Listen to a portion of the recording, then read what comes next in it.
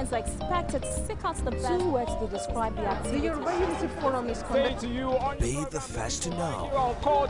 From the north, south, east, west, and around Africa, we break the news. Women in Nigeria. Now you can catch all the actions live as the news breaks. We are Core TV News. Welcome to Core TV Primetime A News. 24-hour news station. Okay, time they say is spent, life rather, they say is spent in the currency of time. So there is no such thing as African time. There are only Africans who do not value time. Africans who do not know that every minute in time is very important. So we really do apologize for coming late this morning. I believe you always have our back all the time. I am Nifemi Oguntoye. This is Core Digest, where we bring you in-depth review and analysis of stories as they break in Africa. Nigeria, of course, sometimes outside the country. All right, let's kickstart with some amazing stories. I should start by giving you updates on the recent declaration by the federal government as regards the reduction for the second time the pump price of fuel. You recall that at the time during the removal of the fuel subsidy, it was about 141 naira, and then Mr. President Jonathan administration brought it down to 97 naira, and right now, as a result of the global fall in oil price, it's 87 naira. Yesterday we opened the phone lines for people across board, and a friend of mine, a viewer of this show, of course you know that people watch this show across the world, a friend sent this picture all the way from UK. Amazingly, student name Favored Major.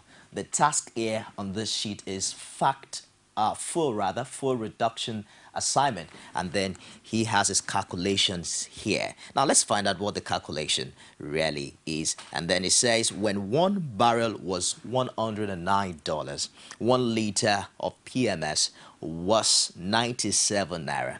It means that 109 equals 97.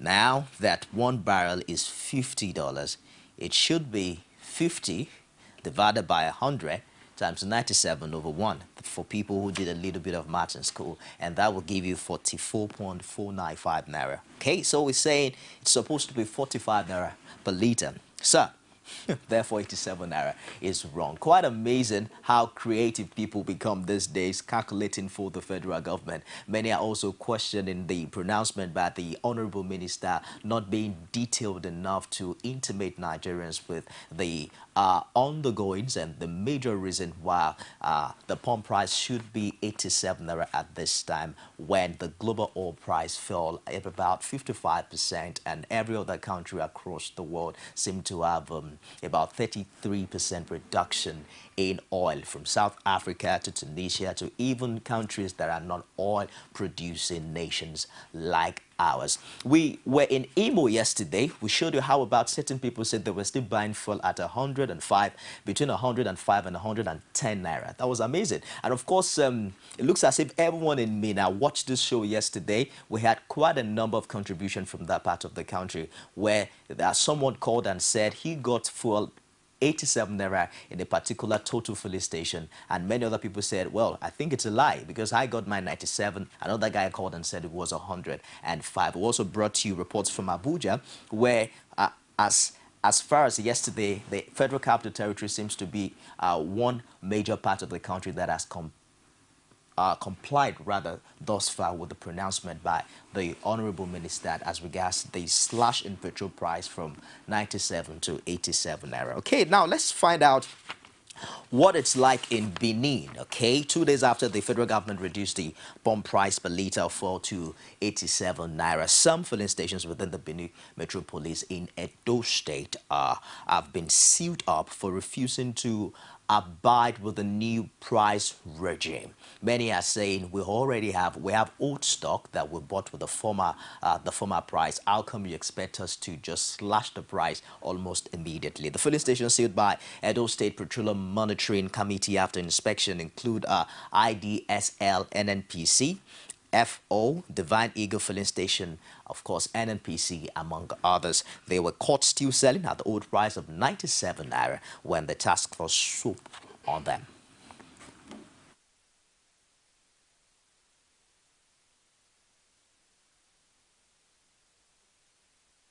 Licensed to market products.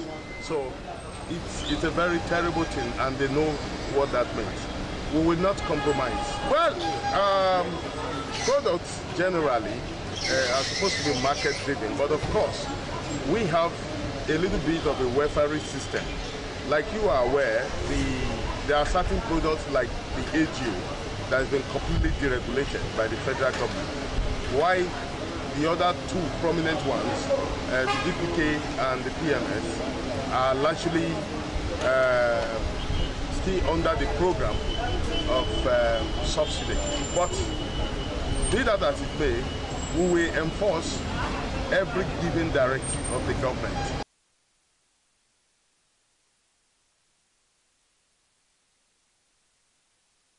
Well, managers of the affected fuel stations are saying that the engineers are yet to adjust to the new pump price, while others were of the opinion that they wanted to sell off their old stock before adjusting their pumps. On the other side, some concerned Nigerians are of the view that if the money was increased, all of these excuses might not be valid. Now, let's go to the land of honor, Ekiti State. Ekiti State has an interesting state governor. Of course, the front page of Punch, I believe, 2 days ago, sparkled some kind of public interest as regards what Governor Ayodele Fayose said concerning the General Muhammadu Buhari, the APC presidential candidate.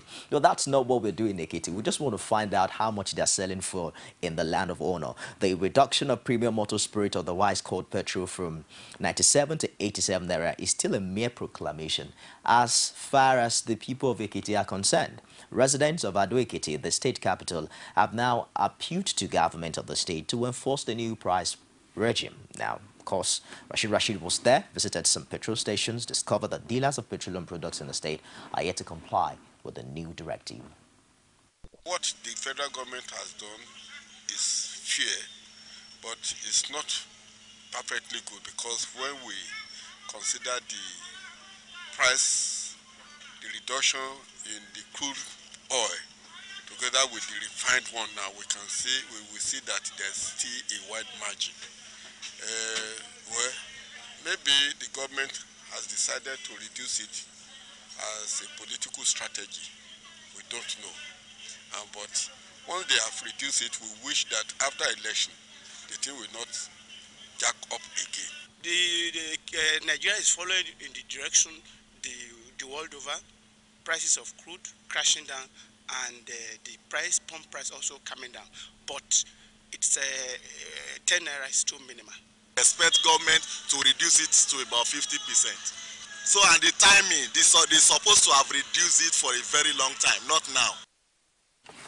Okay, while some believe this is a laudable effort by the federal government, others are of the opinion that probably is just too low for a reduction at this time relative to what the reduction is like in other parts of the world. And of course, other people are also questioning the political insinuation as regards this new development. Now, we were also at some places in Lagos, and just like the Federal Capital Territory, it looks as if Lagos is readily complying with the directive of the federal government to slash the full pump price from 97 to 87 naira. Those who are yet to comply with the new price regime were observed to have closed their filling stations, obviously for fear of government hammer. Some motorists also spoke to our news crew on the development.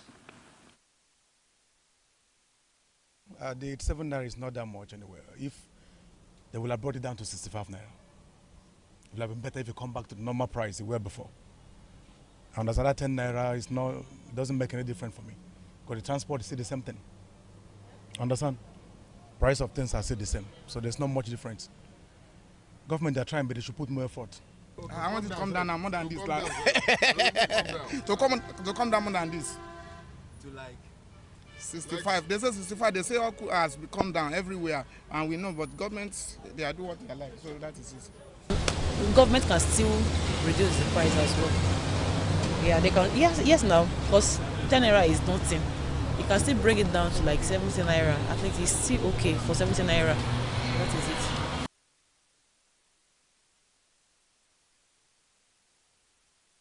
All right, new things happening every day. The brand new dimension to the developing stories in Nigeria today would be the proclamation by the federal government of a reduction in the full pump price from 97 naira to 87 naira. Sometimes earlier this week, we also showed you how it's been thus far since about 1973 in Nigeria. It's been from one reduction to the other. Now, many are also reading certain political meanings to this. Well, I'm joined this morning by a constitutional lawyer. He's a human rights activist and, of course, president of Voters Awareness Campaign Initiative. Good morning, Barrister Wale Ogunade. Good morning. How are you today? Well, to God be the glory. Good to have you. Thank God for life. Oh, beautiful, beautiful. Let me say, is this the first time we're meeting this year? No. No, this is the second time. But Happy New Year again. Happy New Year to those who may be seeing or will be seeing me you for the first time this year.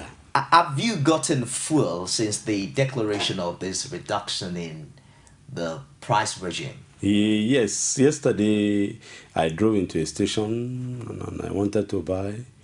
I guess even 2 days ago, I wanted to buy. They said they have not changed. It's understandable that, okay, it will take time because it took place on Sunday, that Monday, okay, because Monday morning. So I went there deliberately yesterday, that same station. They said, oh, God, then overdo them. I said, okay, I know that's what will happen. But curiously, when I was coming back home yesterday evening, I just took my chance. I saw some people queuing somewhere. I thought maybe they have reduced their pump price there, so I never bothered. Anyway, I now just went to an obscure station, entered, and lo and behold, 87 naira. So, in Lagos? In Lagos, yeah. What about the political dimension to all of this? Many are asking questions that the oil fell since last year. How come this change is happening a few weeks to the election? Do you buy that same idea? It's a great gift. It's highly laced with politics. And unfortunately, they didn't do it very well. Nigerians are wiser. They are very, very wise.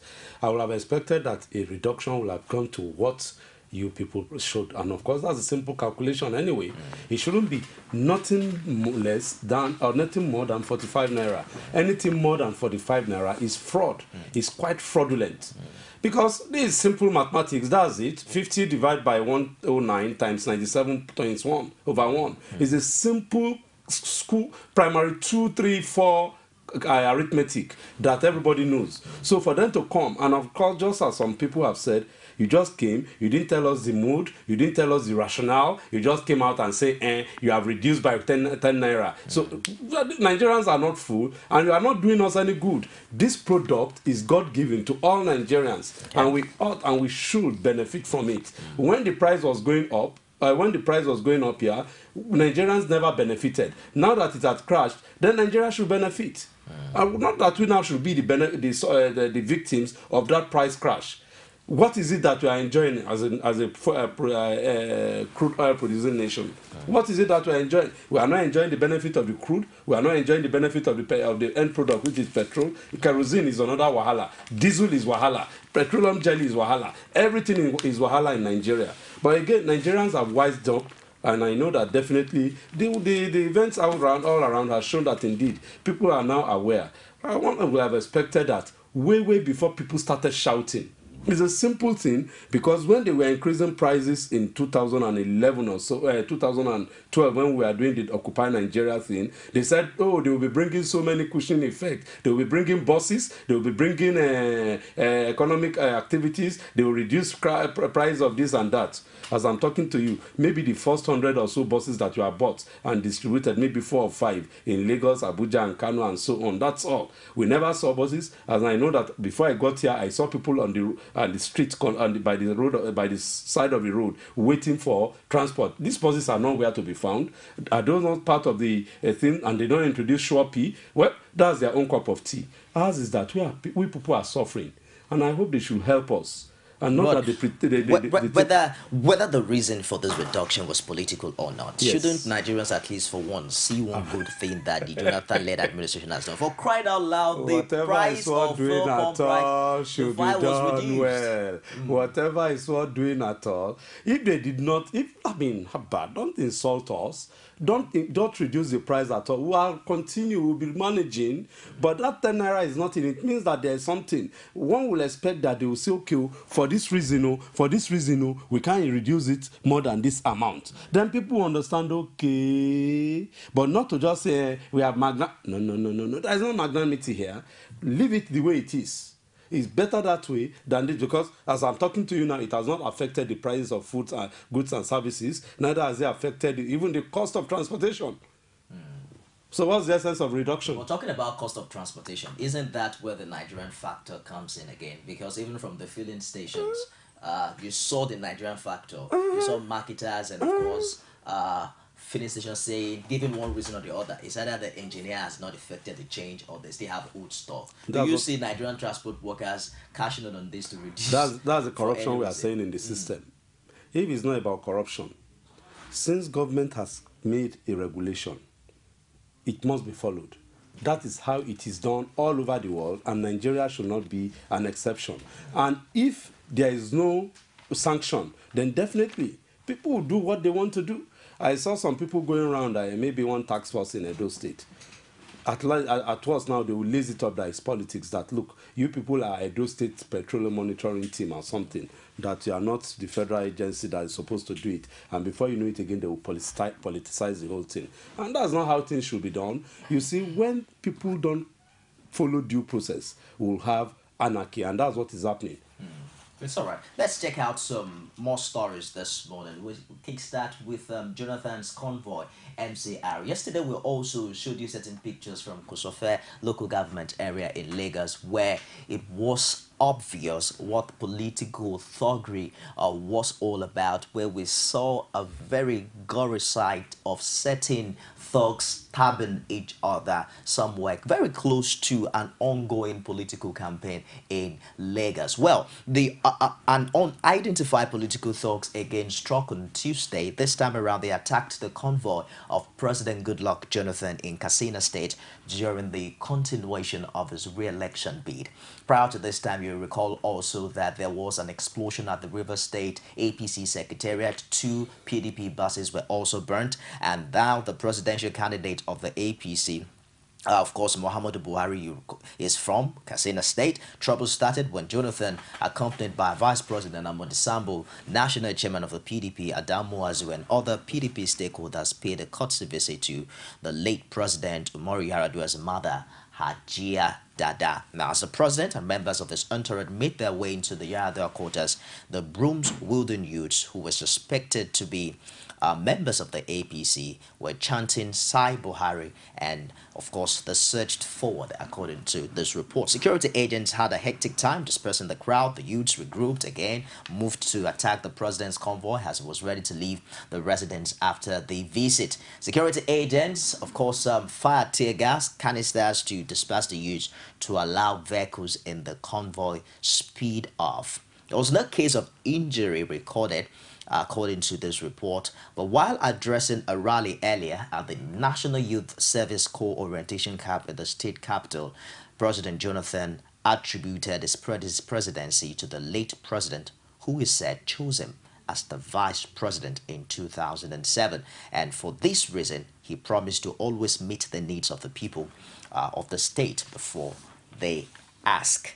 What way forward in the light of electoral violence before, during, and after the election? And this time around, it is quite unfortunate that there seems to be political thuggery even associated with political parties in Nigeria. They will tell you that each political party has its own official thugs. Is an unfortunate thing. Excuse me. And I want to use this opportunity, and I hope some of these politicians and political actors are listening or watching rather.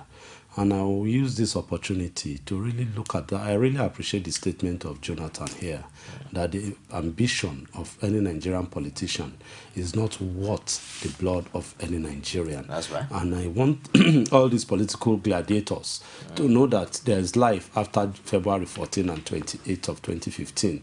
So they should just call their supporters to order, because nobody has monopoly of violence. The other day, Buhari went to Tuoke. I guess it's the Otuoke, or at least I know he was in Bayelsa State. I wouldn't know, maybe he went to Otuoke, but I know he was in Bayelsa State, maybe in Yenegua, I wouldn't know. And he campaigned that nobody harassed or intimidated him or his crowd of followers. And I'm sure the same thing should apply all over the country. That is how politics should be played. I do not support and will never support thuggery, hooliganism, violence of any form, because nobody has monopoly over this. Let's assume I want to promote it. That I say, yeah, if you see Nifemi on the street, deal with him.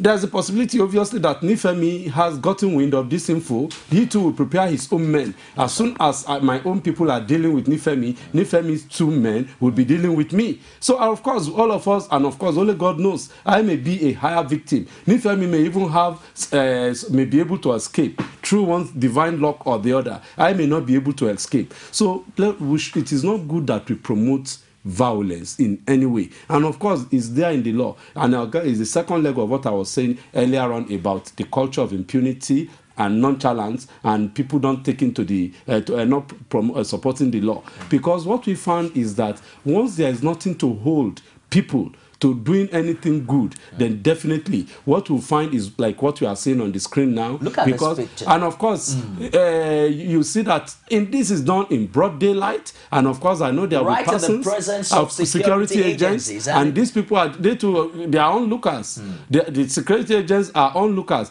One will expect that they will brace it up, arrest 1 or 2 of them. If they have done arrested 1 or 2 of them, they are definitely, that mayhem will be stopped. But what has happened? They too stood by. Look at them standing by in the front of the policemen there. They are standing by, watching that cause a breach of peace. And of course, it tells them that if I can do it in front of a policeman, I mean, look at it.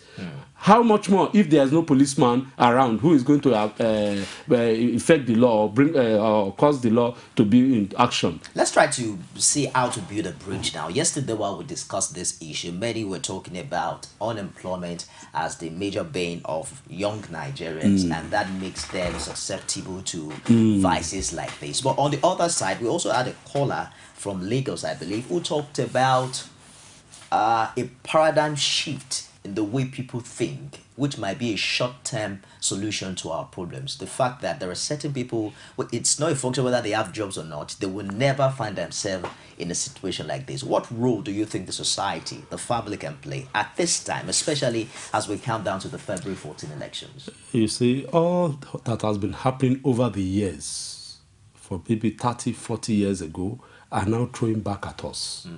Start from the Boko Haram thing. I grew up in the north, and I'm above 50. I am above 50. And in my young days in the north, 40 years ago, many of the youths then were not going to school. You see them, and that's what forms what they call the Almanjirin Chi in the north. People were not, the young guys were not going to school. They will be doing the Almanjirin thing. So they are growing without education. So they won't have value per se. So, to them, anything goes. And no doubt there's this principle that the idle hand is the devil's workshop. That is another issue again. Then, parenthood, mentorship, so many things that we have to. But the most important thing is the role of government.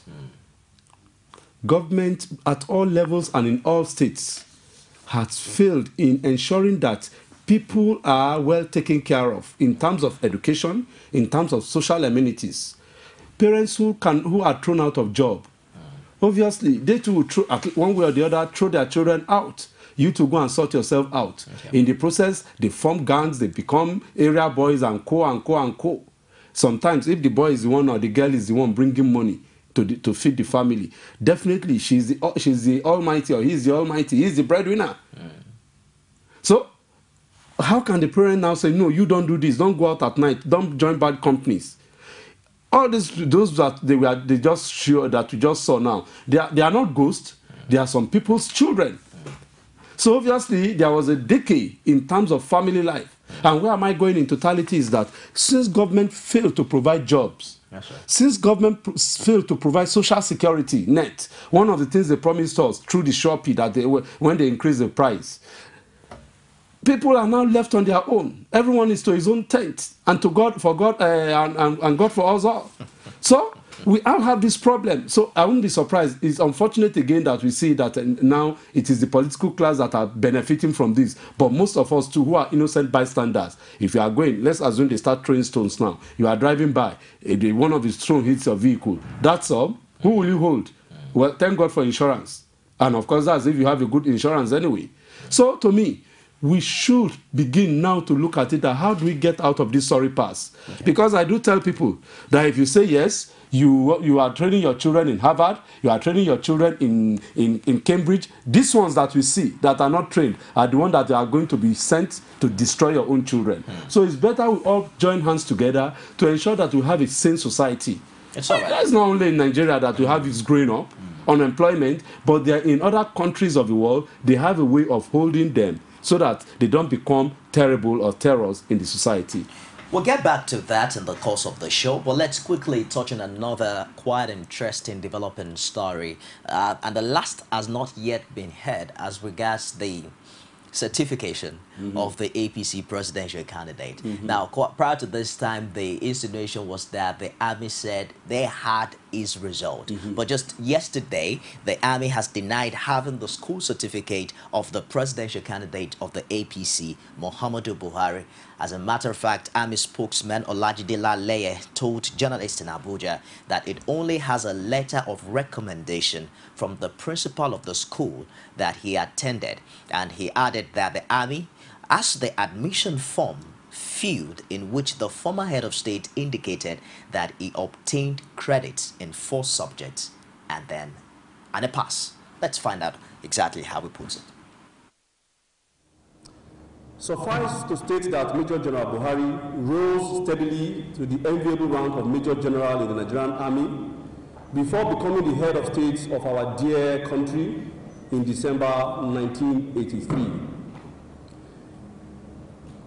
However, the media hype on retired Major General Muhammadu Buhari's credentials, as well as the numerous requests made by individuals and corporate bodies to the Nigerian Army on this issue of his credentials, have necessitated that we provide the facts as contained in the retired senior officer's service record. Now, the records available indicate that Major General Muhammadu Buhari applied to join the military as a Form 6 student of the Provincial Secondary School, Katsina, on 18 October 1961. His application was duly endorsed by the principal of the school, who also wrote a report on him and recommended him to be suitable for military commission. The selection board verifies the original copies of the credentials that are presented. However, there is no available record to show that this process was followed in the 1960s. Nevertheless, the entry made on the Nigerian Army Form 199A at the point of documentation after commission as an officer indicated that the former head of state obtained the West African School Certificate in 1961 with credits in relevant subjects, namely English language, geography, history, health science, Hausa, and then a pass in English literature. However, neither the original copy, the certified true copy, that is CTC, nor the statement of results of Major General Muhammadu Buhari's West African School Certificate result is in his personal file. Spokesman of the Nigerian Army there, Olajide Laleye, I must first say that I quite celebrate the articulation that he brought to bear. It's been a while that I heard a spokesperson speak directly like that, without missing words, without reading from the book, without teleprompter. Fantastic. But then let's move away from the presentation to the content of the presentation. How do you perceive these at this time? Because prior to this time, the idea was that the certificate that he had personally got burnt, and then the army definitely must have a copy of the certification. But now there are revelations now that the certificate were never even with them at the first place. It was a recommendation from the principal of the secondary school that he attended. Unfortunately, the way things are, thank God, I'm sure Buhari anytime from now is addressing the press on that issue, as he has said. So to me, I will not talk to the politics of it. I will rather talk to the law of it and the constitutional provisions of it. And the Constitution, in Section 131, that's the Constitution of the Federal Republic. That's subsection 131 says, a person shall be qualified for election to the office of president if A, he is a citizen by birth of Nigeria. 2, he has attained the age of 40 years. C, he is a member of a political party and is sponsored by that political party. And D, which is a controversial issue. D, that's 131D. I'm repeating it for emphasis. Okay. He has been educated up to at least, that's the operative word there, at least school SAT level or its equivalent. At least. And from what the man said there, he said he has sat, or he sat, that's Buhari sat for the school certificate. Okay. Right? The Constitution did not say pass or fail school SAT. I just read it out. For emphasis again, he has been educated up to at least school SAT level of it or its equivalent. But don't you think there has to be a proof for that education? I'm going somewhere, okay. And that's why I said the man will address that issue. It lies with him. That's Buhari to now say, okay, this is what has happened to my certificate or to my status. Obviously, we all know what happened during the war. At least to all intents and purposes, I'm a little bit old to know that people are drafted into the war. Either you have, in fact, most of the time it is the physique that was used. But again, let's leave that one to that other issue. Mine is that the law has stated that the requirement is at least school certificate. And I know that apart from the academic qualifications that people have, what people use that earn them better opportunities and positions in life is the various courses that we go through. Okay. Diplomas, advanced courses, and programs.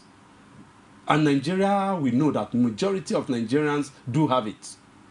And they go through it. Okay. And I'm sure in almost all professions. And the military is not an exception. And of course, it is in the public, is a public knowledge that the man, apart from the school secondary school education level, attended so many military courses. Obviously, those ones are not below school SAT. Okay. So, if the constitutional requirement is at least school certificate, let's even now assume that the man did not go to any secondary school. Let's assume. Okay. But for him to have now, one way or the other, now gotten to the level of attaining or going for other academic institution, educational institution higher than the school SAT, then definitely those are no issues. You see, to us, let's quickly touch on the interpretation of what you have just read. Must have been educated to at least a secondary school leaving certificate. Does that point in any way specifically require the certificate to be tendered? Because what the army seem to have now is one, a letter of recommendation from the principal of the school that he attended, of course a secondary school. And then number 2 is that a form where he submitted and he indicated that he obtained credits in 4 subjects and a pass. Do these 2 documents, are they enough to justify that provision of the Constitution? They are enough. The next step now, and that's why I said that the next step now will be to be placed in a legal realm. Well, the man says he's going to address the issue today. Let's see how he addresses it. Okay. If he brings out the certificate, I think maybe that will put pay to all this insinuation, all this speculation, all this controversy, and all this stress. But if he does not, if his explanation will now make all people like us to know the next stage to take. And of course, Section 6 of the 1999 Constitution confers such issues or refers such issues to the law courts, where it will now be subjected to judicial scrutiny and legal forensic activities for us to know what is the true issue. If the principal is dead, who wrote the letter? Obviously, WAEC as an institution is still alive. That's the West African Examination Council. It's still alive. Right. So there are still two important people. But again, let us just leave it as it is as far as I'm Let's concerned. take this call. Hello, good morning. Good morning. How are you doing, Mr. Anifemi? I'm terrific. What's your name? Where are you calling from? I'm Larry calling from Akure, Ondo State. All right, Larry, how you take see this one, no? Yeah, it's why the issue is so clear. The issue of certificate is so clear. Okay. Those people that have responsibility of looking at Buhari certificates, there are only two institutions that the law made it compulsory that they must look certificate, Buhari certificate, which is APC, which is the party that sponsored the candidate.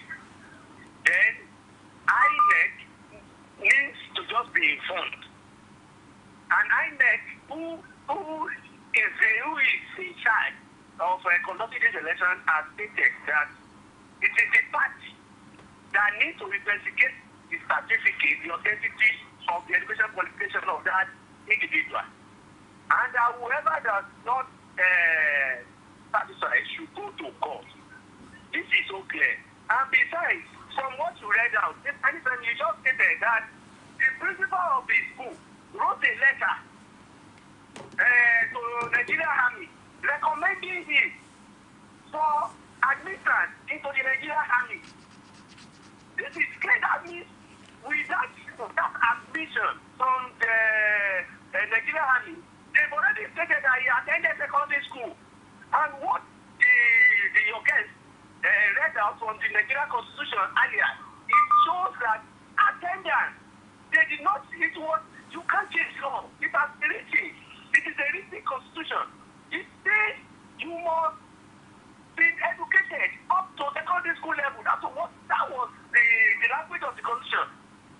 The language of the constitution does not say you must be educated. This is not stated. But nobody Larry, hello, Larry. Yes. Just before you go on, beyond the certification and the legal justification, what about the moral justification of having said that a certificate was with the Nigerian Army, and now the Nigerian Army say that what he even submitted initially wasn't a certificate, but a recommendation letter?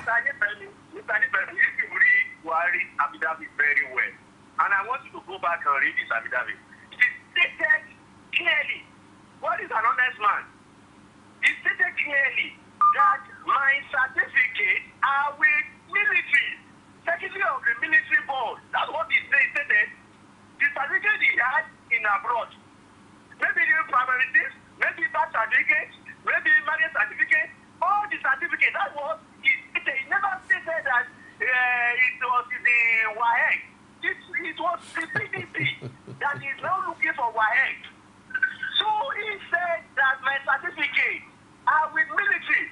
Definitely after commission, he had some certificates. When he attended institution in UK, he had some certificates. When he attended some institution in India, he had some certificates. When he attended work college in USA, he had some certificates.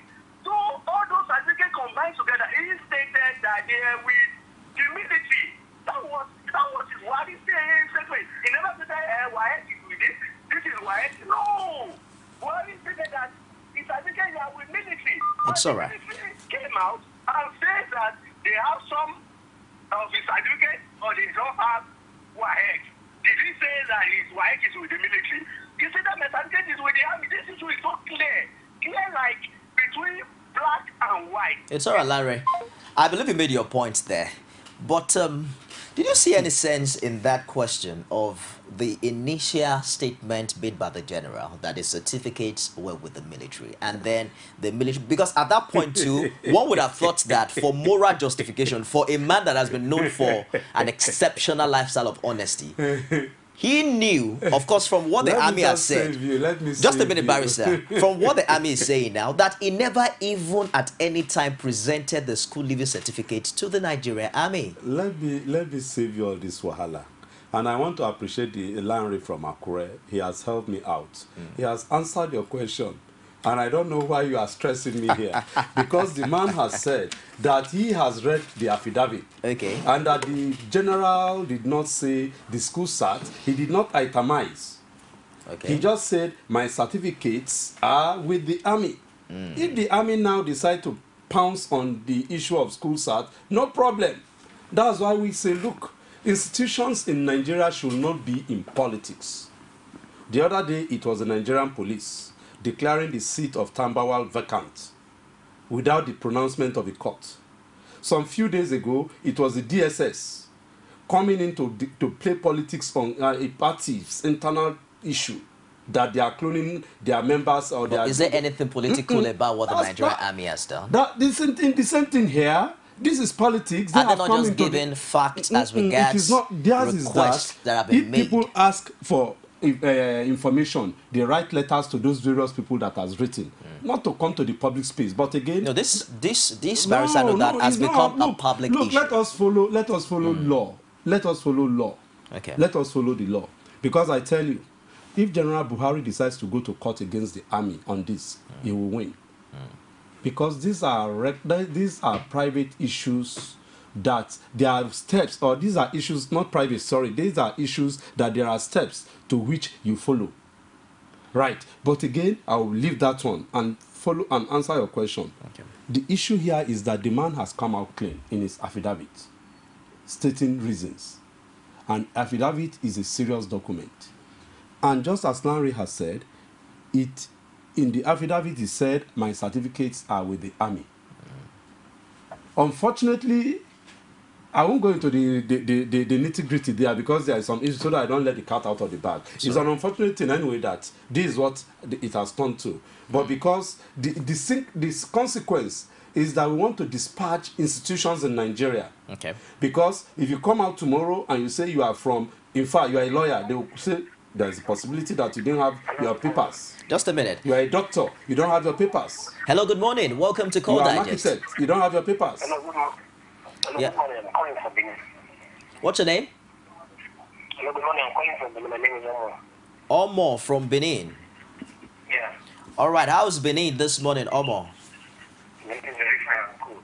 Please go ahead with your contribution. Yeah, I'm just enjoying your program this morning. Thank you. I just enjoyed your program this morning. So I really appreciate the last caller for his video in my young brother there was speaking there. I'm really appreciating the way he's talking concerning the issue.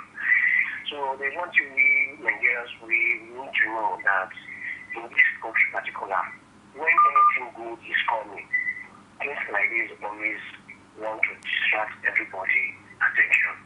Just like my state then when Oshomole was over there, the same thing like this happened that it doesn't have a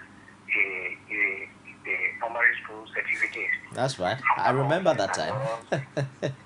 After outset adults, the truth later came out. So just like Nigerians know the truth that this man mean well for everybody. That's the reason everybody is the evil ones trying to play politics on it. That this one doesn't have primary school certificate. For me, if I will say, for him as a parent, before he gets to that level to be a general, meaning he doesn't go to school, don't have anything. If that should be the issue they are saying, I mean, it's a shame for the military that meaning he doesn't have any certificate to this level. So, brother, let's call it the truth there is just that the opposition have already known that this man is coming to conquer them. That's what they are trying to play the stupid politics against his. It's all right, Omo. So thank you, my brother. Thank you very much. Wese Kakabo. Glad to have you calling from Benin. But let us also look at, of course, you heard the army spokesman talking about that normally there's supposed to be a process whereby the certificate is submitted before he is being admitted. But he said that that process was not observed, was not followed. Does that not in any way also push the Nigerian military into all of these debts? Unfortunately, I'm privileged to read the book by General Alabi Isama. Okay. I can't remember the name of something in the South Atlantic, in the South Atlantic, Victory and the Point, something like that, where he narrated how he and all other Nigerians, particularly those people of his age who were first cadets, were recruited into the army. Like Alabi Usama said, he was recruited even before he had his school start. Just a minute, Barrister. Please hold that thought. We have a female caller. Hello, good morning. Hello, good morning. This is Florence from Ikeja. What's your name again, please? Florence from Ikeja. Florence, how are you today? Yes, fine, good morning. Good morning. Please go ahead with your contribution. Okay. The man that said Buhari's documents were not with him, that the certificates were not with him, with the army. How comes they now accept him as a general in the Nigeria army? Something wrong with your line. Are you still there? Hello? Yeah, can you move away from there so we can get a better reception? Hello? Okay, go ahead now. I said the army that said Buhari's certificates were not with them. How comes did they allow him to be a general in the Nigerian army? Definitely our corruption has not ended. We are still in the corruption. You see what I'm telling you? Hello? I'm with you. We're with you. So, I don't know what that army spokesman is. He's not supposed to talk like that. A general in the Nigerian army, speaking of his mates like that. He's not even supposed to make mention of, they don't know, the document. It's a shame to the Nigerian army. You see what I just said? I don't know what we are into in this country. You see? It's all right. Nigerians are not full, you see? Thank you very much for your contribution. The woman just took what I wanted to say out of my mouth. If they had the credentials to they become shouldn't have come. a general. I said the army shouldn't have come into this. The average man will now succeed in military. Their reputation will be dimmed in the eyes of the average man within Nigeria and outside. It's very unfortunate. Unfortunately, again, the way many of the officers, particularly the first generation, or one will call them the second generation officers, was that there was a civil war and they needed people who would direct the soldier, the recruits. And of course, once you are in the secondary school, they drafted them. I was talking about Alabi Usama. He was in the military. They've already admitted him or recruited him, or recruited him into the military. When he now went back and finished his school. I guess that's the same thing that happened to Buhari, because the principal was saying that he has sat or he will sit for this cause and so on. Those are issues that took place. We have to take a commercial break now. And when we come back, we'll take more of your calls and touch on all the developing stories. Stick around. It's Cool Digest Wednesday. Don't go away. Niger has got her pulse back. Now you can call from your campus and from over 500 other campuses at 11 copies per second all day to any network, plus lots of other awesome benefits. Dial *406#. Step into the pulsing zone. It's MTN iPulse, baby. Back, bigger, and better. Awesome P. MTN. Everywhere you go.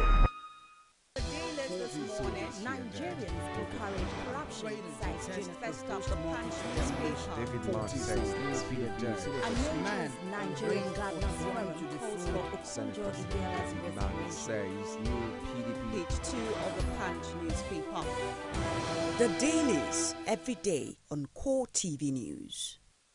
Glad to have you back. It's Core Digest Wednesday, exclusive to Core TV News, and we'll discuss the developments as regards the issues and controversies shrouding the certification of the APC presidential candidate, General Muhammadu Buhari. We're going to play that clip for you again in case you're just joining us, exactly what the spokesman of the Nigerian Army said yesterday as regards issues surrounding the general certificate.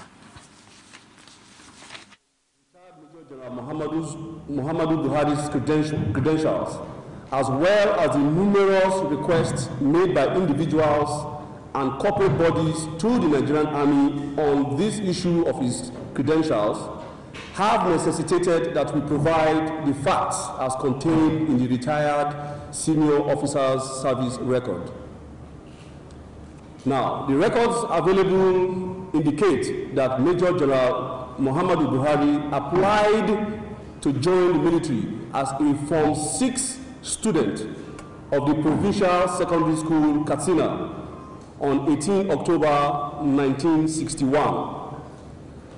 His application was duly endorsed by the principal of the school, who also wrote a report on him and recommended him to be suitable for military commission. The selection board verifies the original copies of the credentials that are presented. However, there is no available record to show that this process was followed in the 1960s.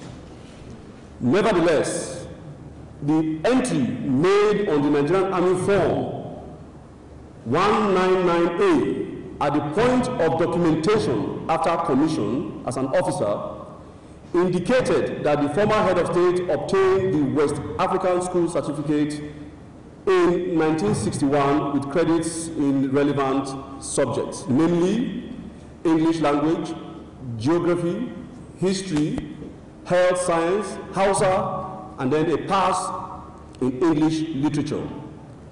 However, neither the original copy, the certified true copy, that is CTC, nor the statement of result of Major General Muhammadu Buhari's West African School Certificate result is in his personal file.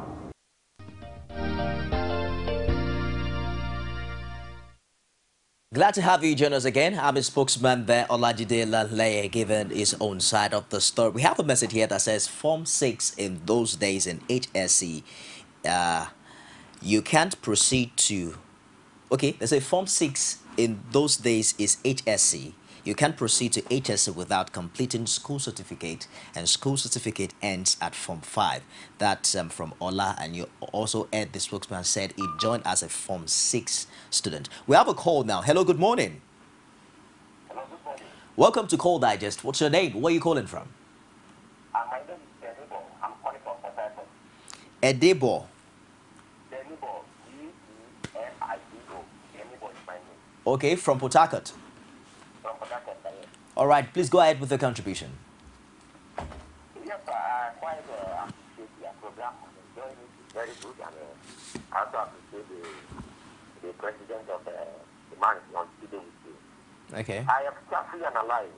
The army has authority to clear the air. As Nigerians, let us not be partisan. Let's be objective. When it comes to issues like this, it should be moral and not this side. Now, Buhari is trying to recruitment to the Nigerian army. I see from the army statement now, the required qualification is maybe G4, secondary school level. And Buhari enrolled don't recruit them into the army with that level, not with certificate, which was there, not the qualification.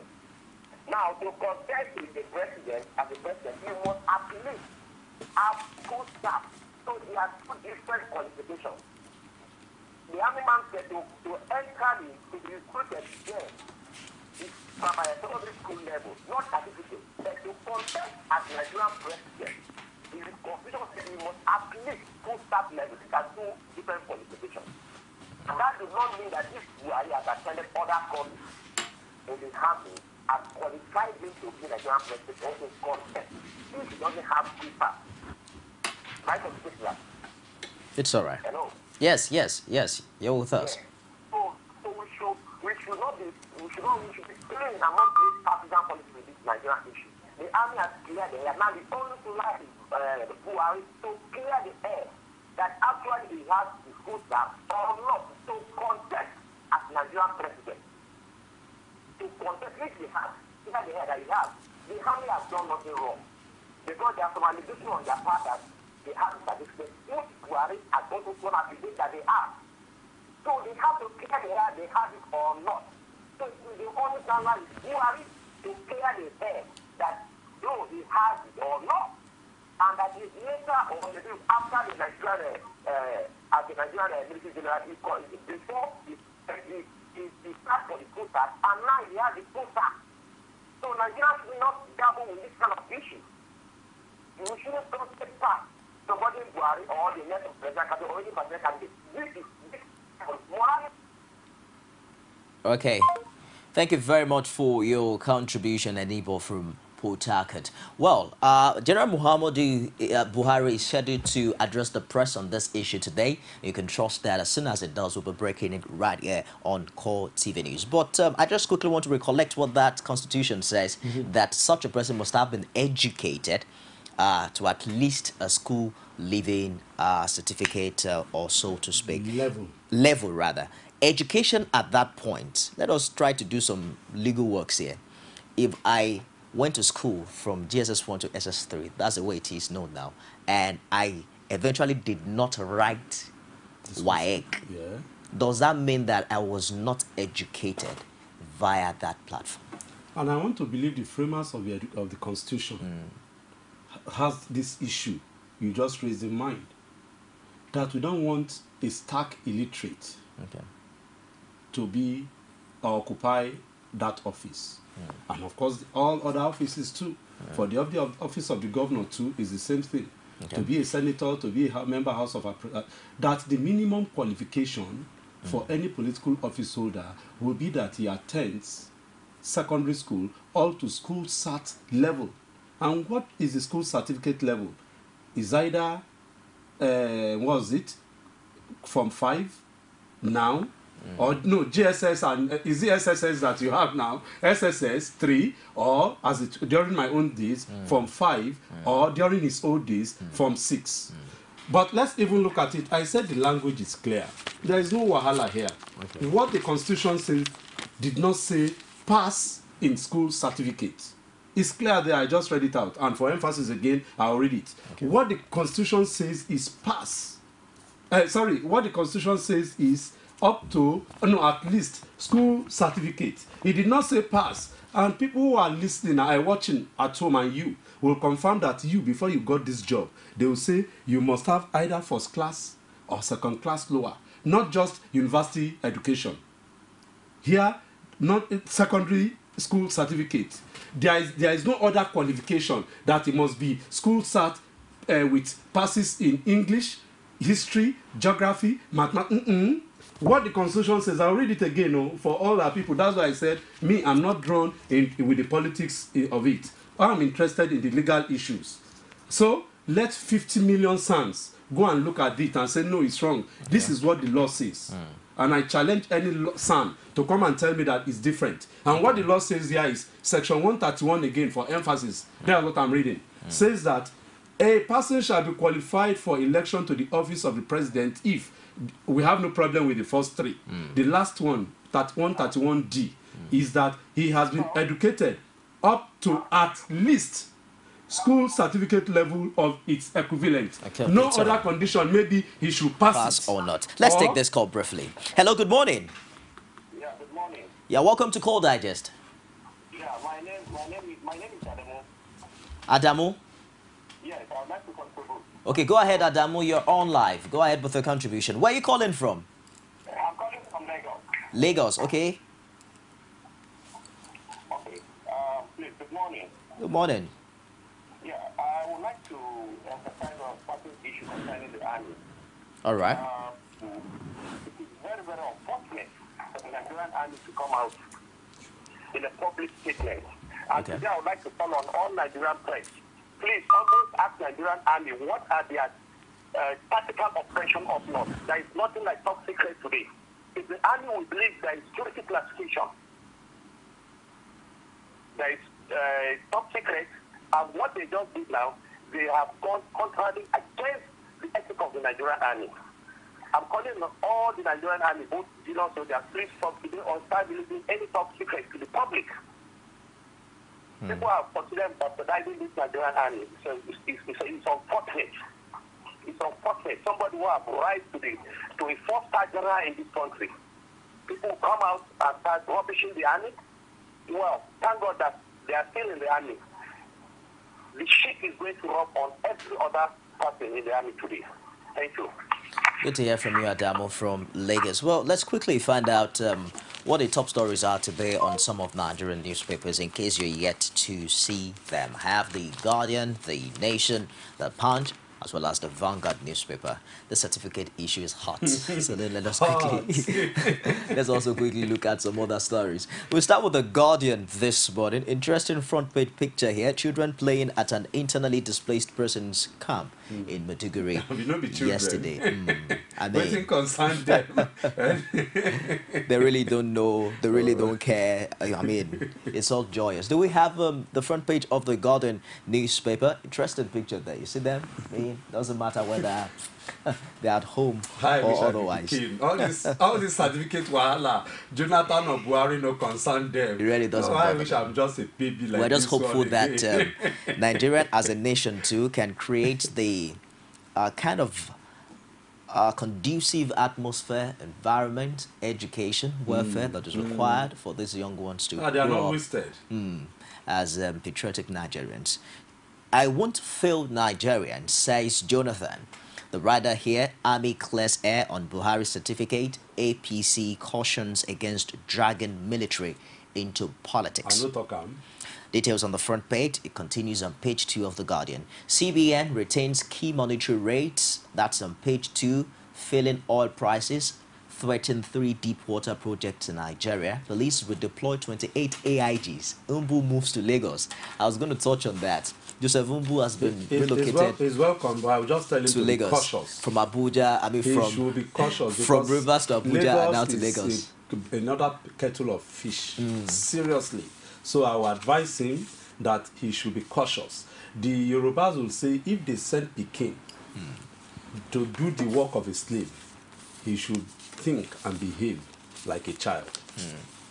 Well, but do you foresee that there won't be any controversies now? No, the ball is in his court. He is the one who is on the spot, not we Lagosians. Okay. He is the one. APC creates public funds platform to reject anonymous donors, money bags for Buhari campaign. That's on page 7. To other news notes on the front page of The Guardian this morning. Marketers demand payment of 250 billion naira subsidy arrears by government. That's on page 5. Oh, is that why they have not reduced the prices of pump price, obeying government of the day? That's treason. That's insubordination. That's effrontery. That's effrontery. That's audacity. This vocabulary innovation. It's all right. INEC clears 1 million internally displaced persons for election. Page 8. 10,000 Cameroonians flee inland after Boko Haram attacks. It's day 282 anyways. And the Guardian is saying, bring back our girls. So let's quickly move to the Nation newspaper. There's an amazing front page picture here, Barrister. I mean, is this... Let's see the front page picture on the Nation. Are these people? Or this is a sea? There are people now. There are people. There are people. Don't forget. Don't remove the fact that Buhari has a larger-than-life image in the north. And not a place like Kano. He has a larger-than-life image. And so... Really, I'm not surprised at this crowd. I'm not. Hello, good morning. Welcome to Call Digest. Good morning, my brother. This is Tochuku from Anambra. Tochuku, how's Anambra this morning? Very fine, my brother. Okay, let's have your take on all these issues now. Okay, quickly, I want to start with you, for example. I presume that you went to a university and you have your BSc or your BA. Thank you, Jerry. What validates that claim is your result or your certificate. So it's not in context whether or not Buhari went to school. He must have attended a secondary school, perhaps. But if you want to give credence to that claim or validate it, if he is able to present a certificate to that effect. Because you see, the gentleman, Mr. Wale, read a constitution, a provision out, and with due respect, he is being economical with the truth. See, the constitution said that the person must have attended up to school certificate level, or if equivalent, not subsequent. And I want him to disprove that equivalent and subsequent are not the same thing. So whether he has masters in work college, PhD in other countries, that is not the basic thing. The constitution says that WAEC or its equivalent, not subsequent. You cannot do this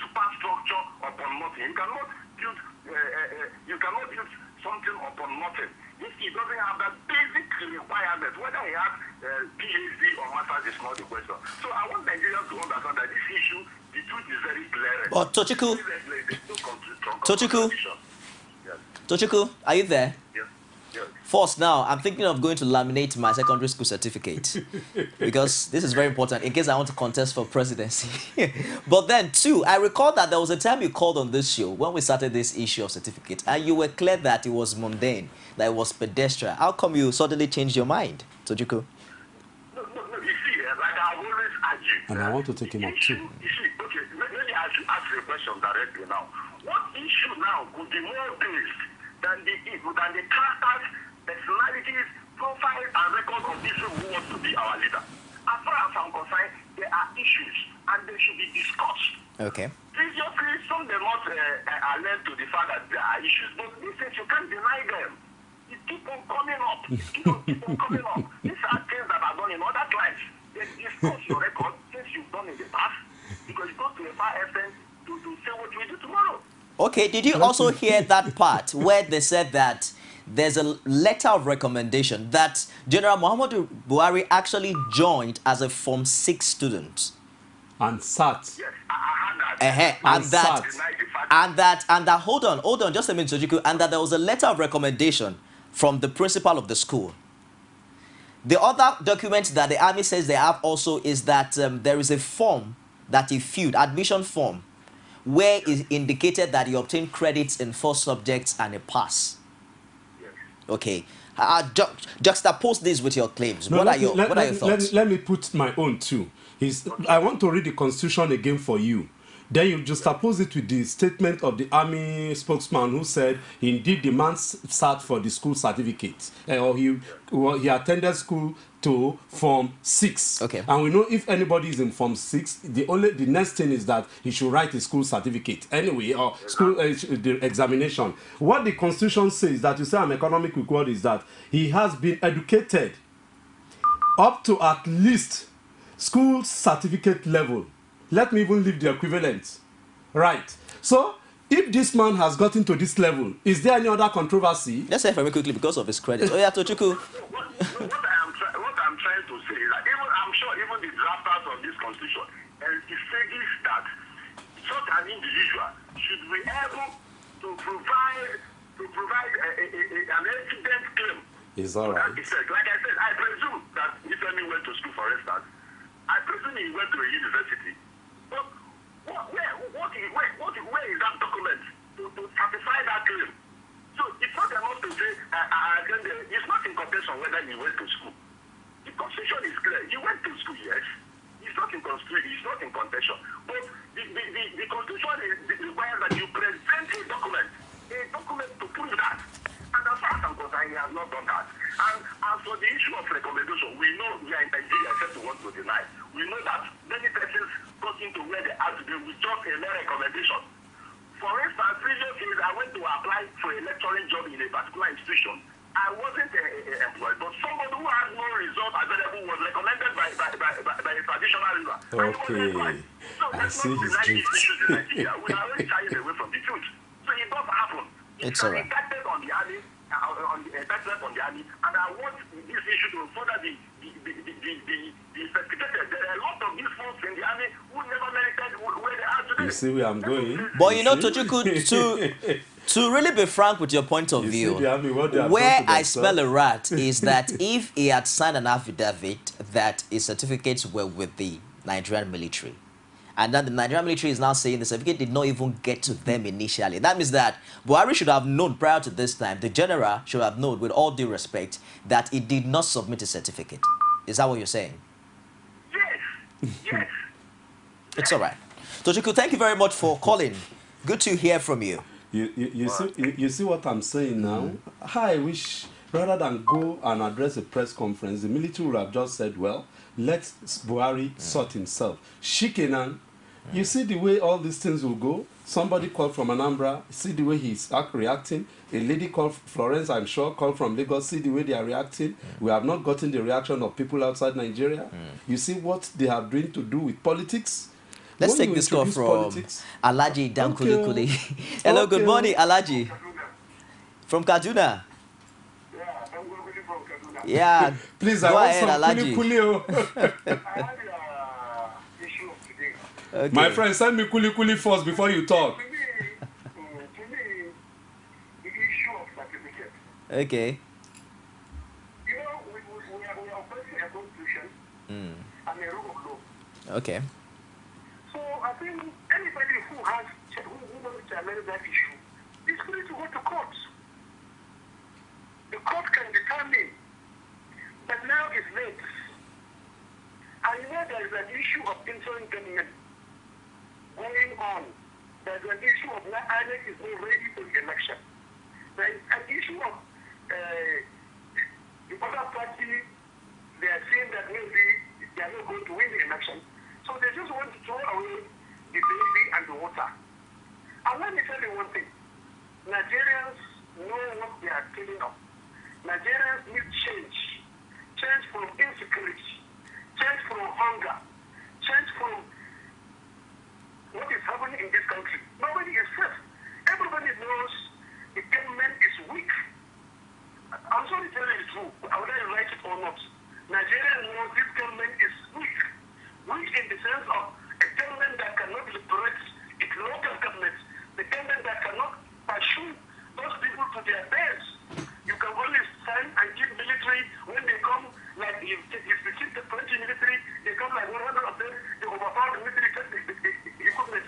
Why can't you follow them to the base? Why the government cannot go to Chibok? Why the government cannot go to Sambisa Forest? So nobody can deceive us. That's not the issue we're after. The issue we're after, we want an election. Our vote must count. And our vote must count, whether you like it or not. There must be change in Nigeria. That's all right. Thank you very much, Alaji, for your contribution. But come to think of it, I was trying to check if I can get when exactly. Are we talking about WAEC or WASC? For instance, now, if we're having issues with the documentation with the Nigerian Army, can we go to the body that conducted that examination?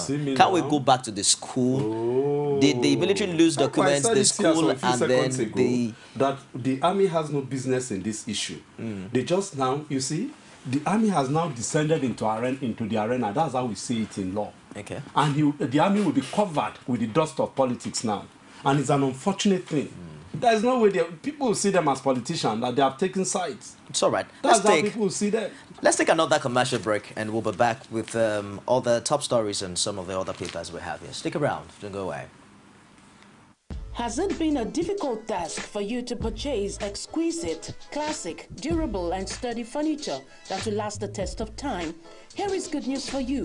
Purchase high-quality furniture for your household, offices, hotels and schools at Prince Interior Furnishing and Furniture Company Limited. Office address, Goshen Plaza, Showroom 28, Kubo Furniture Market, AYA, Nyanya Road, Abuja. Telephone 0803-119-1444 or 09291-7482. Email princeemeka240@yahoo.com. info@princeinterior.com.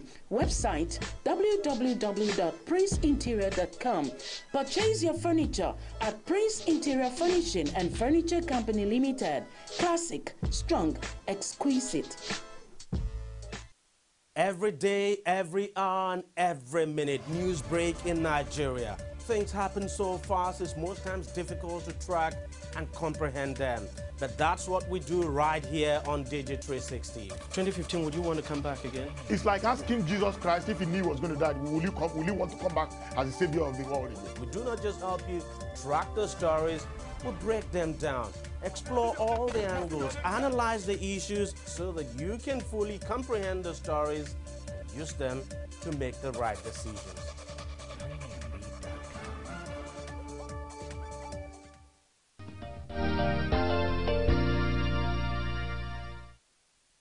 Glad to have you join us again. It's Core Digest Wednesday. It's exclusive to Core TV News, and this is what we do every day, Monday to Friday, about 2 hours of Core Digest on top stories breaking in Nigeria. The West African Examination Council is an examination board that conducts the West African Senior School Certificate Examination, a university entry examination in West African countries.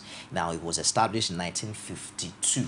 The council has contributed to education in countries like Ghana, Nigeria, and all of that. One would have thought that probably we should be inviting WAEC at this time. At least the general was in school in the 1960s, thereabout. And this is 1952. WAEC definitely was there prior to that time. But let's quickly just find out other stories. Don't deny me this now. Baba Yaba, he dealt with me. Baba Yaba, he dealt with me. But to God be the glory today. I too dealt with it. Who's Baba Yaba? Baba Yaba is WAEC. We call Baba. We call Yaba. We call WAEC Baba Yaba. It's all right. Let's find out other stories on the front page of the Nation this morning. PDP lawyers to party, you can't stop Buhari in court. He got WASC in 1961, says army. Don't destroy military. APC warns PDP. Details of all of that on page 4 of the Nation. And Nigeria decides on the top corner of the Nation. Death wish advertisement. APC accuses Jonathan of violating peace pact. Jonathan campaign disowns defiant Fayose. EU observer mission for Nigeria, and PDP promises rail line in Katsina. Ekweme others endorse president. How to donate to Buhari's campaign by Fashola.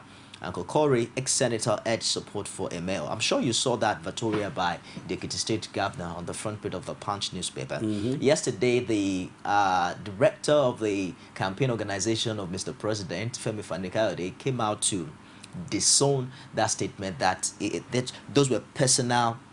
Of course, he said that they have a respect for him as a party chieftain, but then that what he says does not reflect the wish of the party as a whole. Wouldn't you say that's a right step in the right direction for the PDP? Well, it's an issue that has come too late. You see, the Electoral Act is clear on this. It does not matter, and of course it's quite clear now that he has a principle. Fayose signed that thing for himself, but he is not the one who is contesting. And it's quite clear that that thing is clear. In law, we call it res ipsa loquitur. The fact speaks for itself.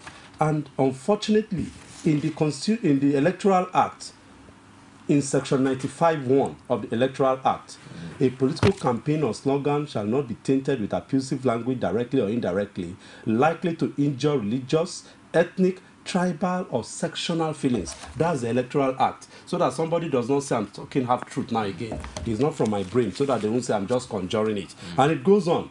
Abusive, they should not use abusive, intemperate, slanderous, or based language, or insinuations or innuendos designed or likely to provoke violent reaction. Haba, so you want me to be dead?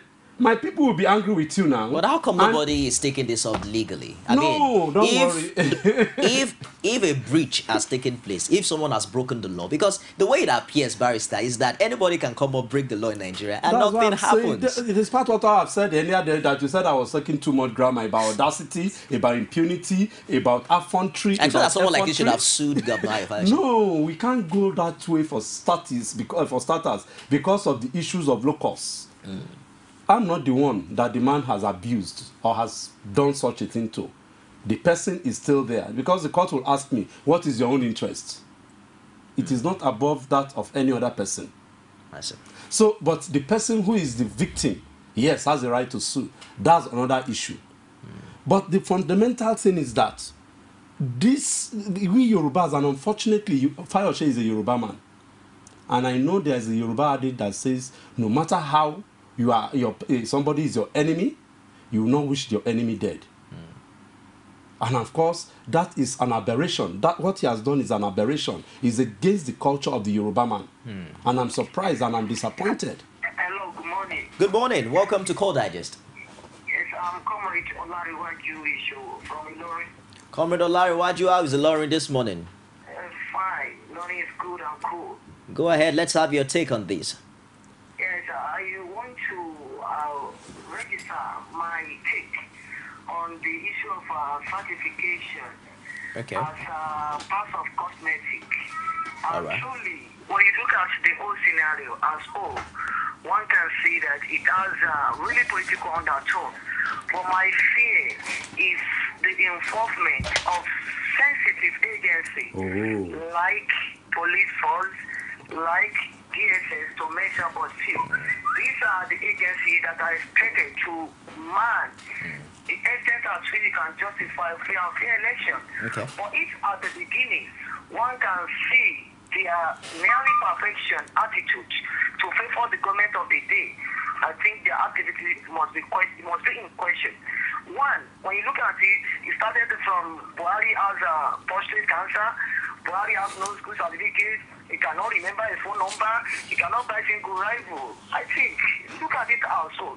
When we are expecting issue-based campaign to go on, I think by now, from what has been registered, one can see that Buhari went to school. And I'm happy that the man in charge wants to address fellow Nigerians today regarding his certificate saga. We are looking forward to seeing Buhari address the people on that, so that the issue of knee-jerk reactions over his whereabouts certification will be quenched. But I want to loudly make it clear that PDP should try to make issue very interesting to the people, because I can see the way they are parading themselves. It's like they don't have something able to offer us again. If by now Mr. President can come on here and telling us that he will use technology to fight corruption, my friend, where is 20 billion missing? Where is 10 billion used to hire aircraft by the petroleum minister? A lot of money has been missing without any tradable question. So I think by now it is uncalled for Mr. President to come to the wall here and tell us that he will fight corruption with technology. It's all right. Comrade. Yes, I want to make my position on the issue of a reduction of 10 naira from PMS. Okay. I think by now it's getting late. And when you look at it in a lot presently, only Koloi, Oando, and Tuta are selling it at 87. Other privates, they are selling it at 97. So you can see the SFRG, people don't respect the directive given because they don't consider the interest of the marketers. So may God bless Nigeria. Okay, comrade, are you there? Okay, I'm afraid he just hanged up. Let's take quickly top stories on the front page of the Punch and the Vanguard on the show this morning. Youth stoned Jonathan's convoy in Katsina State. That's on page 12 of the Punch. Buhari to speak about certificate controversy today. His credentials not with us, says Army. That's on page 2. Amazing crowd, unprecedented. Whatever it is, that word is. All Progressives Congress presidential campaign rally in Kano State. As a matter of fact, the crowd was so much that media people could not even get the audio from that particular place. It was massive. People's Democratic Party presidential campaign rally, of course, in Katsina. And then you see the PDP and the APC pictures placed side by side on the front page of the Punch. IG sends controversial ombu to Lagos ahead of elections, page 2. Last time an honor personality called him controversial, there were reports that it locked him up. So let's hope that that doesn't happen to me this morning. On page 2. That's not a new language, so you have no problem. Boko Haram, well, I'm not... Please, if I can comment it's not even my on language. Stoning, on it's the stoning language. of Jonathan. Just as I was trying to say, and for me, I'm trained to talk, not to be a thug. And I think politics should not descend to the level of violence. That's right. I would appeal call, particularly now, and Nigerians and anybody watching or listening, watching this program, should just note what I want to say, particularly to our people in the north. Buhari went to the southeast and all parts of the southwest to campaign, and not a stone. Not even a bubble was thrown at him. Let's allow each other to express ourselves, and you now talk with your vote. Please talk to your people in the north that Nigeria belongs to all of us, and we are all free to do whatever we want to do according to law. The man has the right to go and campaign in the north. Allow him to go and campaign. On election day, you now do your own business by voting either for him or against him. The act of stoning should not be allowed. I appeal to the APC leadership. I'll be very, very definite here now that I appeal to the APC leadership to talk to its people all over in the northern part of the country. Especially at the time that both of them have signed the pact. The pact. I mean, so now it is now, you know, when the issue of the pact, many people have said it's just the two of them, that the grassroots is where we know maybe the pact will really work. So now that we are seeing what is happening, it means people have not spoken to their followers, their foot soldiers, because while we are busy attacking, Fayose, yes. Just a minute. Good morning. Welcome to Core Digest. My name is Isa Umar. I'm calling from Suleja. Isa Umar from Suleja. Calling from Suleja, yeah. Go ahead with your contribution. I want to contribute concerning the issue of the governor. Okay. I should like to statement to Mohamed Buhari and other respected parties of state. All right. So I think that governor has to see psychiatry. I don't think that governor is supposed to be a governor. We need to see psychiatry. Because as a politician, you're not supposed to make such statements. It's a statement that you don't know what will become tomorrow. You can contest for a presidential race. And which face or which mouth he will use to campaign for that political area. So I don't think that governor is supposed to be a governor of a state. So you need to see psychiatry. It's all right. And as a regard to Buhari certificate, all these things that are saying blah blah blah, that he's sick or that's what we're not supposed to. Even Buhari is dead, we'll still vote for him. It's all right. I really don't care to know who you want to vote for. Spare me that this morning. It's all right.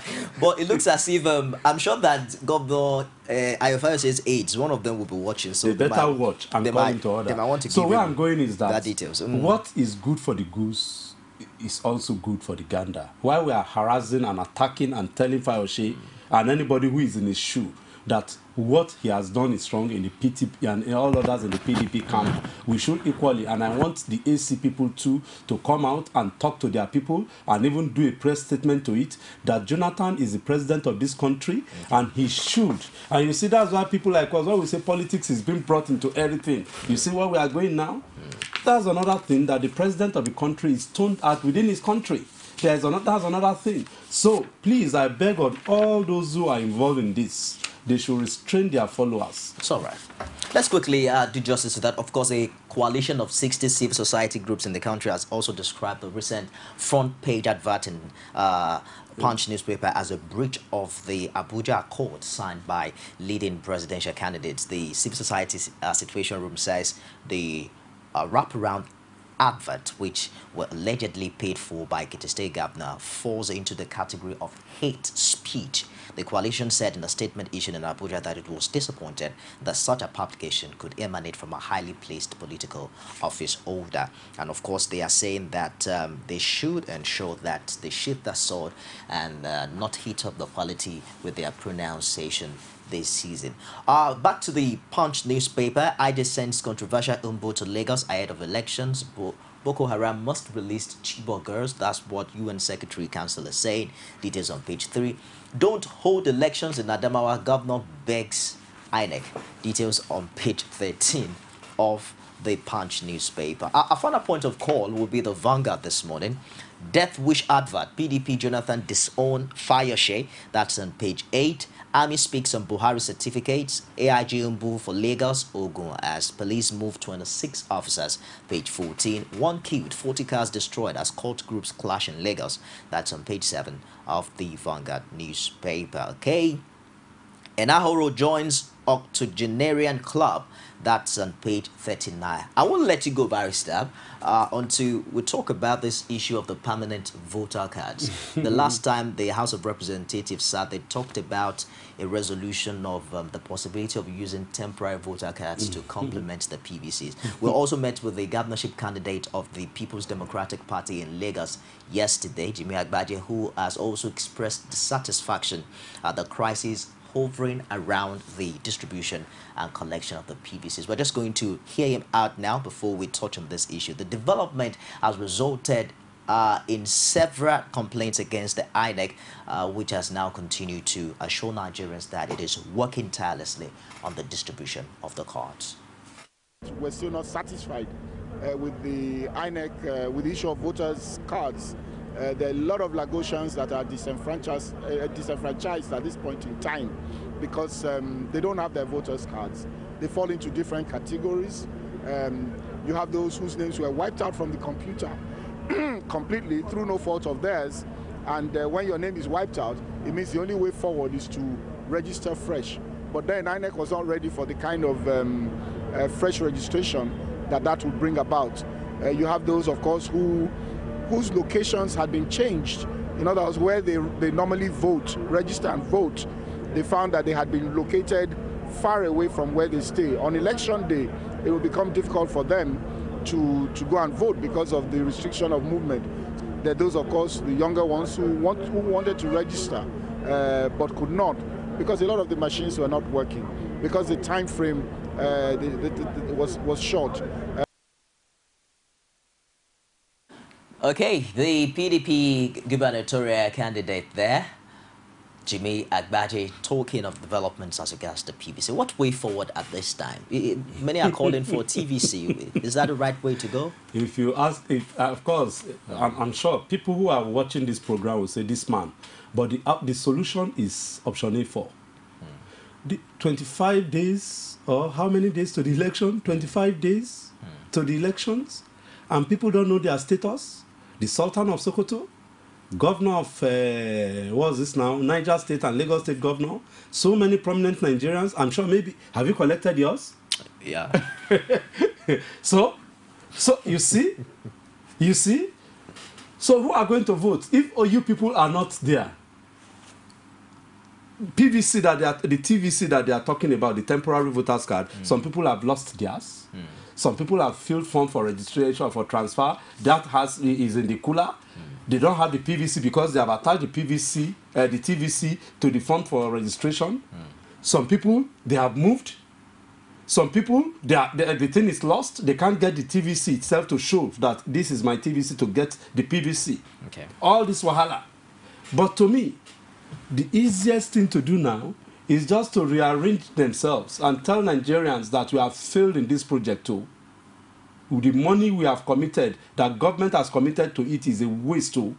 And we apologize. We will take that up later. But for now, what we think should be done is that they should just tell us that they have failed and we will go and queue. Fortunately, the elections will take place on the same day, at the same time. So there is no point of that. Even as you are sitting looking at me, if you vote there, you can't come and vote here again because it's at the same time. So it's not as if you can vote here, you go and vote somewhere else. After that, voting, the results are pasted on the wall there. And of course, there are papers that party agents will sign. So what is the magomago there? Let's take some messages here. This one says, how can we agree to the fact that a general that ruled this country have no result, meaning the army is corrupt? We have to question result of ex-generals. You see what they have done themselves? Now politicians. Okay, let's also check this one. It says, your guest this morning is being partisan, even though he's trying to deny it. Buhari dragged the army into the whole mess in the first place. He referred his affidavit to the army, and that gives the army the right to clear the air. I know you want to react to that, but let's take this call. Hello, good morning. Hello, good morning. Welcome to Call Digest. Yes, please, I want to contribute to the live program on Call TV. You're on to the live show. What's your name? Where are you calling from? Yeah, I'm Francis Agidi. Where are you calling from? I'm calling from Akura. All right, Francis, turn down the volume of your TV set. Okay. Yeah, now go ahead with your contribution, please.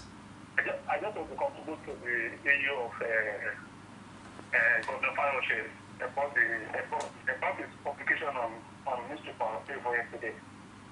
Okay. It's unfortunate that at this age, a governor will be commenting in such manner. It's quite unfortunate for people of Ekiti at this age of ours. Honestly, it is obvious. Even people in the state, they are regretting voting for such person. He doesn't have any manner. Oh, no. They already knew they already knew they have made a mistake by electing such person. They really made a mistake. See, somebody that is supposed to be a leader in a society, especially in a state. Hello? What was it? A state, and an intellectual state. The state that is causing something of knowledge. Our leader is making such a publication on paper. It's unfortunate. It's all right.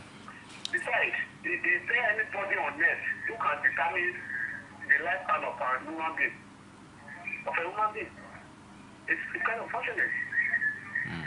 Except God, the young are dying, the old are dying. Even those people that did not even sick at all, they are dying. Who knows? Who knows? Who is next to die? It's all right. I've seen governors that died. We have seen common persons that died. We have seen rich people in the society that are dying. We have heard of people that doesn't have any health issues, that the clever did not wake up. Then who let him know? Who told him he will live longer than General Buhari? It's all right.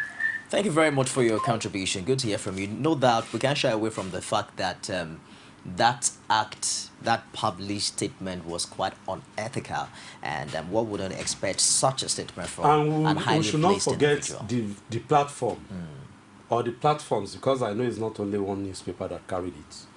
And I'm happy now, because really when this thing broke, I guess in one other channel, I was there very early on Monday, and I was one of the early Nigerians that condemned it, that no, this should not, and that the Newspaper Association of Nigeria and the Association of Nigerian advertising agency, NAPCON or something, a Nigerian Advertising Association, should condemn it, and of course they should sanction it, and of course should not allow such thing to come up again. Because, look, it's the media that using disseminating information, either positive or negative. And if negative information goes out to the public, it will have serious consequential defect. In fact, the effect will be seriously unimaginable. So, before the media is the door, the media is the window through which information goes out to the general public. And if it is not controlled, particularly at this time, there may be wahala. And the second leg is even the oral statements made in various campaign rallies. Leaders, political leaders, should not be carried away by sentiments, because one simple statement that is made may trigger mayhem. Let's take our last call on the show this morning. Hello, good morning. Good morning. This is Vandros calling from Benue State. Andrew? Vandros calling from Benue State. Okay, Vandros from Benue. Yes, sir. You have 1 minute. Yes, I want to take on the issue of fire shade. Okay, go ahead, please. Are you there? Oh, I'm afraid we lost that. Okay, we're just going to take one more call. If you can, we'd love to take your call on the show. Hello, good morning. Hello, this is Vandros on the line. Okay, Vandros, go ahead now. We're with you. I want to take on the issue of fire shade, what he said against Muhammadu Buhari. All right. I want to ask if he was the one that has been killing our ex-president, with the ones that have passed away. He's the one that has been killing our debtors to take on him on that. If this country is serious. It's all right. Or he wants to divide the country now. That is the statement, what he did, trying to divide the country. I cannot watch that. And he knows he's a governor, he moves from state to state. If I move from state to state and you go somewhere and somebody take on you, say the person is wrong. But look at what you are doing to yourself as a politician, called to governor. It's all right. That's all for now. Thank you very much, Vandros. Quite angry caller we had here. Let's wrap this show up. How do you sum all of this together, especially the position? Quite commendable anyway. It shows that the Nigerian electorate is becoming more matured. There was no riot anywhere, no protest. People just saw it for what it was and then they moved on. How can we build on that? Civil society, and that's what I just said some few minutes ago. There must be a window or a door and we screen all this news. It's not about gagging freedom of expression. Someone will say, yes, he's expressing his fundamental rights, but you know that Section 45 of the Constitution equally says that your fundamental right stops where my nose begins. You have no right to touch my nose. You have no right to impugn on my character. You have no right to invade on my privacy just because you want to express your fundamental right. And of course, again, your fundamental right, if it borders on security, if it's borders on social well-being and the good governance of a country, definitely it can be curtailed. Okay. So if somebody sends documents or information or news to any newspaper house or media house or organization, and it's found out that, this thing, it will cause wahala and katakata, the best thing is that you say, no, you are not taking it. You can just say, let's remove this interpret, put irrespective of how much they are paying. Money, what is money? We must touch Look on at what is money. Look at the damage it has done. That's right. Look at damage he has done. I'm sure if Fayose works, he can't go to Kano. He can't go to Kaduna. He can't go to, even let's say Lagos here. He can't go anywhere. He can't go anywhere. I challenge him. If that's it, because people will react. Because that is serious issue. He shouldn't have done it at all. And I want to use this opportunity to warn all politicians that they should please spare us. February 14 and February 28 will come and go. Nigeria will remain. Either you have voted for or you have voted against, Nigeria will remain. And we enjoy life. Must we kill ourselves because of you? Or must you hit up the polity because you want to be in government? Life must continue. These things are all about opportunity. You are just opportune. There are more than 100 million other Nigerians who can occupy the office of president or governor. So if you are opportune to occupy office or be in the public space or have one opportunity or the other, you are not better off than the Megad or the gardener or the Mekaya in Savongeri market or in Oyinbo market. You are just opportune. So you should not take that opportunity far by now stressing the polity you are enjoying, if not for politics. You can't be a governor. You can't be a political leader. So, and because there's politics and there is sanity, that's why. Can he go to Sambisa Forest now and say he's the governor of the state? So we all want peace, and it is when a peaceful environment that we can express ourselves and say, blow big man that we are. It's all right. Without peace, there can't be anybody who is anybody. Let me just finish up with this one. The other day, because there was no peace in Sierra Leone, the chief judge of Sierra Leone was in a refugee camp. A leveler, he too was looking for people to give him food to eat. That's what violence and people not really holding themselves can bring. Thank you very much for joining us today. I've been with Barrister Wale Oguade, a constitutional lawyer, human rights activist, and president Voters Awareness Campaign. Initiative. Voters Initiative. Voters Awareness Initiative. Joining us today on Core Digest. I knew I was going to get that wrong. Thank you very much for joining us. We hope that you also find time to join us subsequently on shows. Larry calling from Akura. We had Omo from Benin. Of course, Flores calling from Lagos. Enibo from Port Harcourt. Ademo from Lagos. Tochuku also calling from Anambra. We had Alaji Dan Kulikuli from Kaduna. Comrade Olaruwaju from Ilorin. Issa Umar from Suleja. Francis from Akure. Our last caller, I believe, was Vandrous from Benue State. Thank you very much for calling.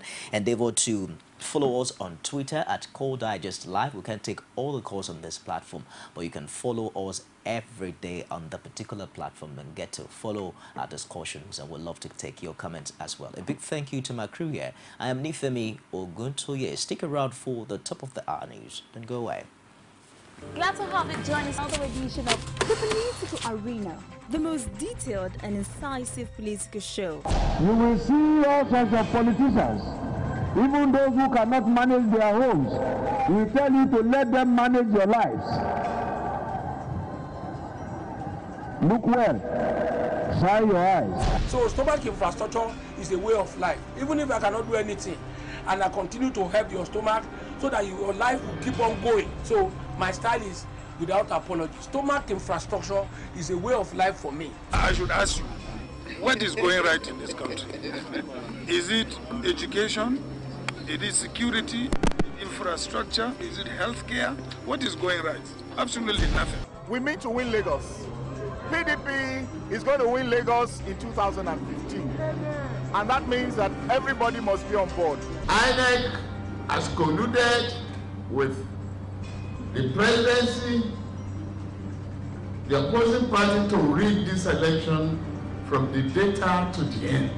The successful conduct of free, fair, and peaceful elections in Ekiti is a good omen for the subsequent elections to come, and the 2015 general elections must be the best. The good, bad, ugly, and beautiful sides of the Nigerian political system. Join me every Sunday at 9:15 p.m. on Core TV News.